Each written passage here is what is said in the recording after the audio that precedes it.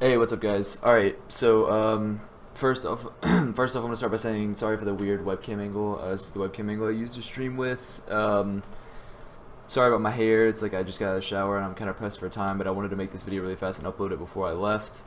So basically, before anyone comes to this video and says, "Oh, who are you to be giving advice?" Yada yada yada. You haven't been out of open, this, that, and the other. I don't care. I'm here to give helpful feedback as to what I think is beneficial to somebody that doesn't know what they're what they're doing, or maybe they want to get into the role of in-game leading but they don't know how to. So my basic goal for this video is to just give helpful tips that those people may not know. So first off, I'm gonna start by saying, as an IGL, you're gonna have a lot of pressure on you at all times. CT side, T side, honestly, everything basically comes down to you, other than your teammates being able to frag.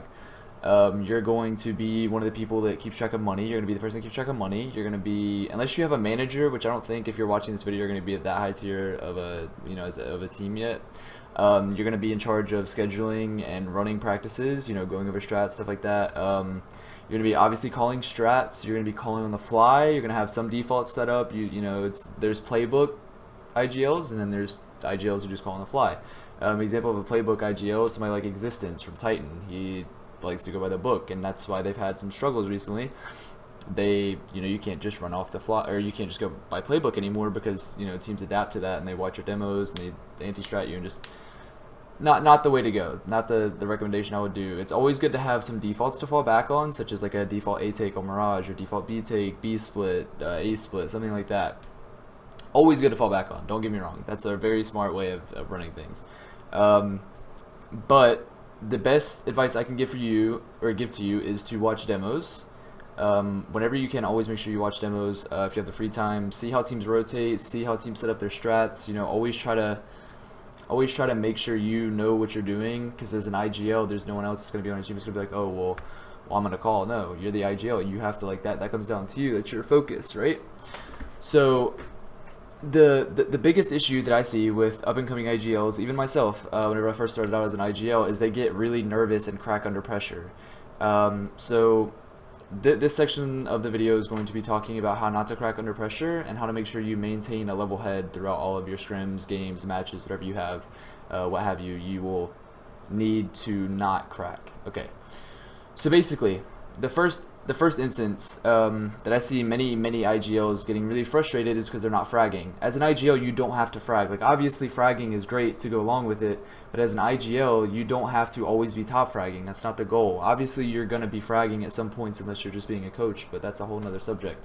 You have to frag, but if you're bottom fragging, it's not like a huge deal, like, it's still, obviously you got to try to step it up, but it's not like you have to put your main focus on fragging. Your main focus is going to be like thinking the entire time, how do I need to rotate my team in order to win this match? So to not crack, I think the biggest thing is to not worry about frags. Completely ignore it. Obviously try to get the frags. If you find yourself always trying to play like this clutch player, that type of stuff, maybe IGLing isn't for you, because a lot of IGLs that crack under pressure because of not being able to frag and stuff like that, they're generally the people that are going to be calling and entrying with another person entering. Maybe IGLs are usually like, they either add on to a role, they add on to the support role, or add on to the entry role, or maybe they pick up opping like a Dren from Liquid. He does it. Sean Garris from Cloud9 kind of lurks. He's done that before. So there's obviously other roles you can take when you're IGLing, but as starting out as an IGL, I definitely think it's smart to entry, at least try to entry. I've gotten some advice from people. For example, Whitmer has given me advice about maybe trying to entry. Whitmer from Denial, he's given me advice maybe trying to entry and IGL, because entrying and calling is a bit more easier than sitting there the entire round and trying to lurk and do all this other stuff. It's very hard because it comes down to timings and stuff like that. So my best advice would be to try entering, because if you die, like you get a kill and then you die, you have the entire time to just sit there and like mindset, like, wow, where can I go? Where can my teammates go? Where can I put my teammates to win the round?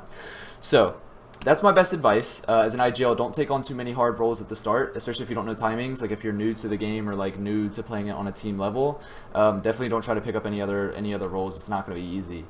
So another thing on how to not crack under pressure is always maintain a level-headed mindset. So if you get gate out, okay, and then, you know, it's not trying to be offensive. If you get gate out, so like say somebody just shoots you through a smoke, as infuriating as it is, trust me, I've been there, I know. Don't get mad. Just think like, okay, we're down a player. It's a 4v5. What can we do to possibly get through, right?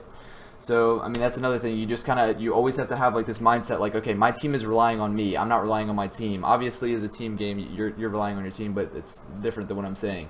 Your team is always going to be relying on you to what's the call, where are we going, where are we going to be going at, like, you know, you're constantly, your mind has to be racing and running. So one of the big things that I could possibly tell you is to always focus on where your teammates are going to go as well. So if you call at the start of the round, let's just say you're playing Dust, a really big thing that people like to do is play anchors, right? So you have 1B tunnels, 3 like towards mid, and then you have 1 long A. So if you die, you're down a player. So let's say you're one of the mid players, you still have 2 mids, so you can still work off of that, right? So start thinking, well, we're down a player, so, you know, it's not just like, okay, we're down a player, we're fucked. That's not how it is, you know. In Counter-Strike, there's always that one play, a guy can get 3 kills, and then bam, it's now a 2v4. So you just always you gotta have a good mindset, especially when you're calling, because your team's gonna look to you to be like, all right, you know, they're gonna look to you to be motivational, like keep their peps up. Obviously, if it's 14-1, it's gonna be a bit hard for you to be like, yeah, team, let's go, let's win this game. Like, no, that's a really different aspect of what I'm trying to say. What I'm trying to say is that you have to constantly be focused and not get down and out. Don't focus if it's 14-7 and you're losing or you're winning. Either way, don't get into this mindset like, oh, we're gonna shit on these kids because we've beat them this hard, like that hard, this far, or we're getting shit on, so we're obviously just gonna lose. This is the best advice I can give to any CS player ever. There is nothing in the game.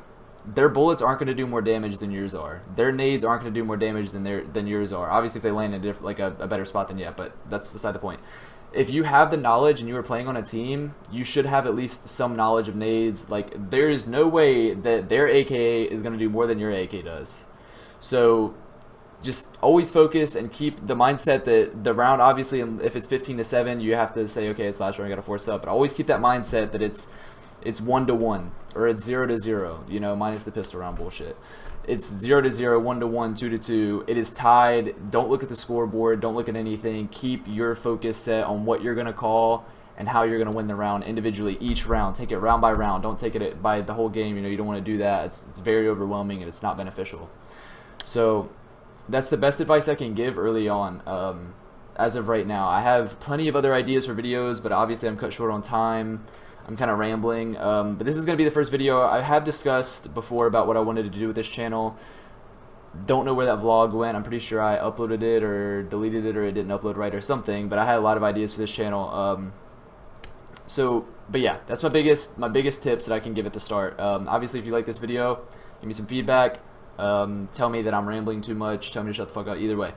I'm trying to be helpful, like I said at the start of this video, to the CS community, that maybe those people that want to try IGLing and they don't know how to, this could be a helpful tip. Obviously, this isn't everything that goes in IGLing, because IGLing is one of the most complex roles. It's going to be hard, it's going to be difficult, it's going to be one of the hardest roles you have to step into because it's complex. It's not simple at all. It is very, very challenging, but if you are a good IGL, you can definitely win a fuck ton of games for your team. Confident with your calls, always just maintain a good mindset, and you know, like I said, just try entering, you know, try like supporting. Don't do anything too hard, don't lurk, don't op. It's a very hard task to get into, especially if you don't know timings and stuff like that. So but yeah, that's going to conclude this video. I hope you enjoyed. I hope I helped you out. Definitely something I want to keep doing. I want to, you know, try to help the CS community, and a lot of people are going to be like, oh, you don't know shit anyway. That's fine.